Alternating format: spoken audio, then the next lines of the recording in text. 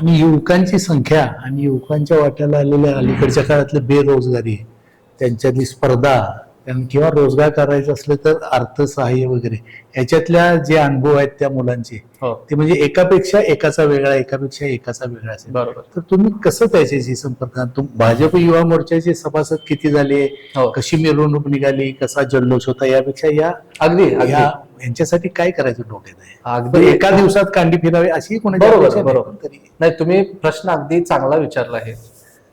मी आजपर्यंत कोल्हापूर जिल्ह्यामध्ये तरी जोपर्यंत काम करत होतो, आज मी बघतोय IT पार्कचा एक मोठा प्रश्न प्रलंबित हा कोल्हापूर जिल्ह्यासाठी होता. पहिली गोष्ट तर सांगतो की सर्व महायुतीच्या नेते मंडळींनी आजपर्यंत जे काय त्या IT पार्कसाठी कामकाज करत आले आहेत ते अगदी खरंच शेवटच्या टप्प्यात आहे आणि मला खात्री आहे की ते लवकरच आपल्याला होताना दिसेल. ते सोडून सुद्धा इथून पुढे आता जे काय रोजगाराचे प्रश्न असतील ते मी ग्राउंड वरती प्रत्येक जिल्ह्यामध्ये दौरे लावून जेव्हा युवकांबरोबर बसीन बोलीन तेव्हा मला त्या जिल्ह्यातल्या सुद्धा समस्या कळतील. एक आनंदाची गोष्ट अशी सुद्धा आहे की भारतीय जनता पार्टीचं स्किल डेव्हलपमेंट आणि एम्प्लॉयमेंट हे दोन्ही सुद्धा खाते हे मंगल प्रभात लोढाजींकडे आहेत. त्यांच्या माध्यमातून केंद्राचे आणि राज्याच्या अशा काही आता योजना आहेत, जॉब फेअर असतील, स्किल डेव्हलपमेंट सेंटर्स उभा करणं असतील, अशा काही योजना ते ऑलरेडी राबवत आहेत.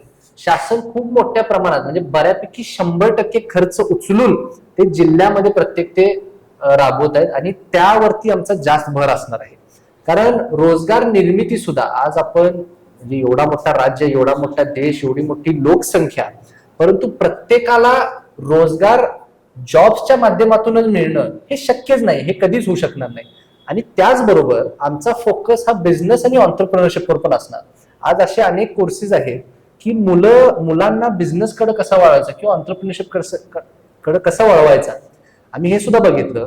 तर स्पर्धा परीक्षासाठी काही हजार सीट्स प्रत्येक वर्षी निघतात, परंतु लाखोच्या संख्येने त्यामध्ये ऍप्लिकेशन केले जातात.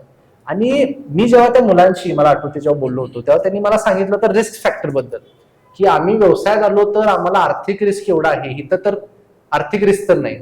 परंतु स्पर्धा परीक्षा करत असताना सुद्धा मला वाटतं एक बेसिक कॅल्क्युलेशन जर तुम्ही बघितला की जर 2000-3000 ची संख्येची जर सीट्स असतील त्याला 3 ते 4 लाख संख्येचे ऍप्लिकेशन देतात. त्यामुळे तो पण शेवटी रिस्कच आहे. तो पण कॅल्क्युलेशन मला वाटतं युवकांनी करणं गरजेचं आहे.